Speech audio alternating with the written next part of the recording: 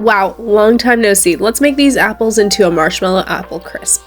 This marshmallow apple crisp recipe was at the forefront of my mind because I have some old marshmallows that I really don't have any idea what to do with. And having made an apple crumble before, I thought this would be a great way to make something new with apples. The recipe states to use 8 Granny Smith apples, but I think you can just use any apples that you have. I think I used a mix of Gala apples with 1 Envy apple.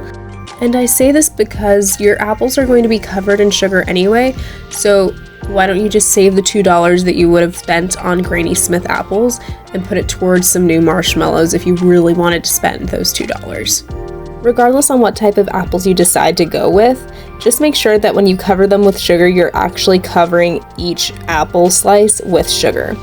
I found that just kind of mixing it around didn't really help, so I just decided to go in by hand and get it done the right way. Basically by exfoliating the apples with sugar.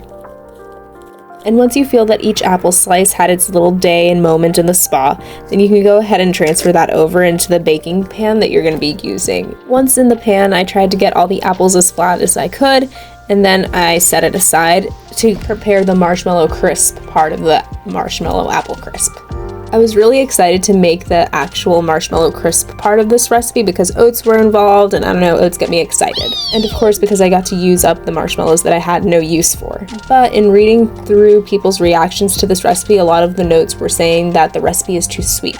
So because of the marshmallows, I decreased the amount of sugar that I used throughout the entire recipe.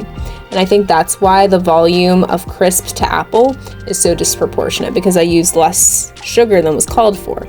But guys, when I tell you it came out just perfect, like the perfect amount of sweetness, it made it seem like this wasn't a dessert. So what did I do? I tried to make it healthy by adding it in with some plain yogurt. Now, if you guys haven't had a plain yogurt, let me tell you, if you can eat plain yogurt just straight, you're stronger than me.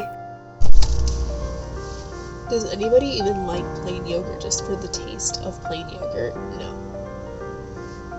Why I suggest you make the apple cinnamon crumble with marshmallows, and maybe with more marshmallows than I did, is that you're going to have a really great dessert or a really nice kind of sort of healthy snack, especially if you pair up your plain yogurt with your apple crisp. It's a great way to finish off your plain yogurt. And plain yogurt is good for you because, you know, you need your protein, right? Everyone needs their protein.